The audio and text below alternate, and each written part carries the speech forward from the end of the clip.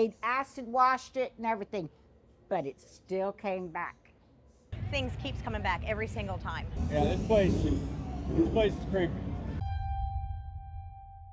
Our Go City Tours media team recently headed down to Galveston, Texas to dig deeper into the haunted history of the Strand. Go City Tours has run tours out of Galveston for years, so we figured what better way to capture the legends of that place than by talking directly with our guides and exploring some of the most haunted places ourselves. But when we arrived, we were hit with something we did not expect.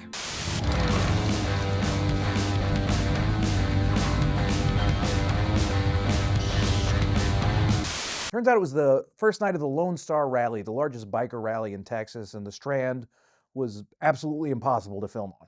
So we pivoted.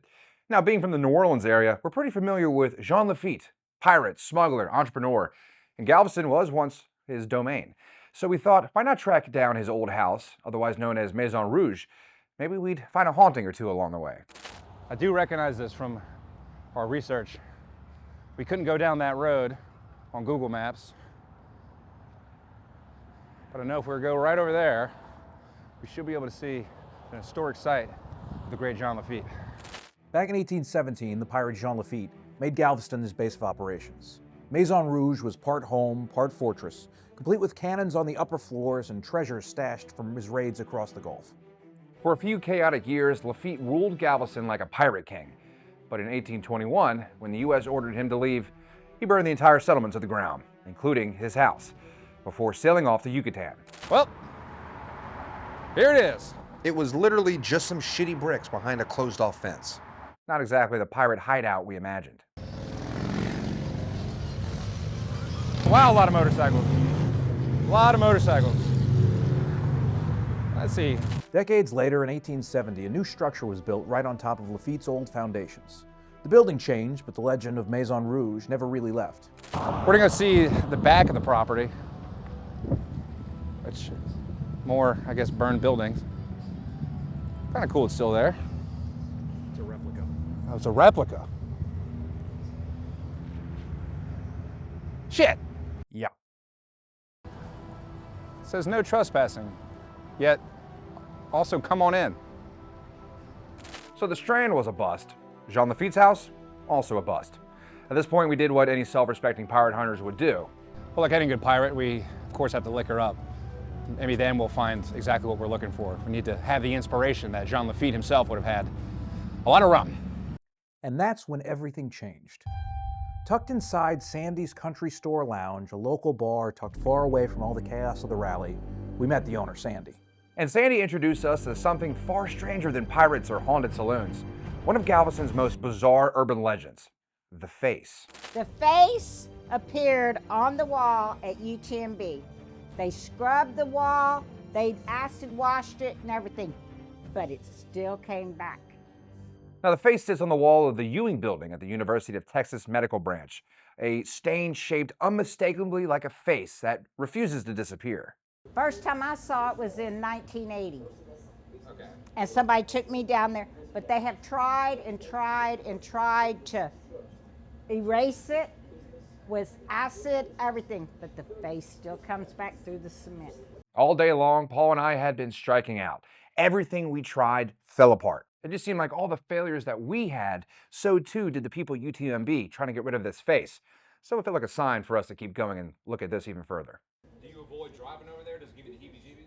No, because it's just a face, but it makes you wonder. It's something to see. It's not something to be afraid of. How can you judge a face? So we left Sandy's and we hit the streets again. Started asking people about this mysterious stain that keeps showing up no matter what UTMB tries. So I know it's at UTMB. It's the side of the it's on the side of a building. Now it looks like a face. They've tried to wash it off with this power washer and everything. Things keeps coming back every single time. Supposedly there was a guy there that had haunted it. He just haunts the place, I guess. I don't know. At one point, we even spoke with someone who works for the city. Now, he didn't want to be on camera, but he told us city employees aren't exactly encouraged to talk about the face publicly. He did tell us this, though. In his opinion, UTMB is absolutely haunted. Unfortunately, between the rally and the noise, that's about all we could capture. Legend says the land this building sits on was once owned by a man named William Wallace. No, not that William Wallace. Though the Texas Ranger Hall of Famer was allegedly a descendant of the Scottish badass. According to the legend, Wallace was locked in a years-long land dispute with the state of Texas, and now he haunts the state-owned building with his image. Others say the face belongs to a man who once owned the land there and left it to his heirs, under the one condition that they never sell it. Of course they did, and now his face haunts the building at UTMB. Regardless of whose face it actually is, it's a legend that's stuck with people from Galveston for generations. Yeah, this place is creepy. Of course, we wanted to see the face for ourselves. But like everything in Galveston, that turned out to be a dead end. You see, the part of the property where you can actually see the face from has been fenced off. So there's literally no way to see the face by land. In fact, the only way to see it today is from the water. Now, there are boat tours that pass by UTMB specifically so people can catch a glimpse of it. It shows up whenever it wants to. They've tried to sandblast it, and it keeps coming back. This entire Strand is haunted, probably the entire island. There's plenty of stories that go around.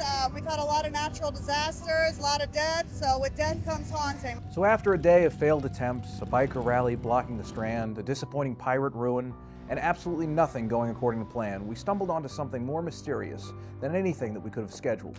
A face in concrete, a stain that won't vanish, a story passed from local to local, decade after decade. And maybe that's the heart of Galveston's haunted history. Not polished tourist stops or famous pirate legends, but the stories that live on because they refuse to disappear. Just like the face. Because sometimes the best stories aren't the ones you set out to find, they're the ones that find you.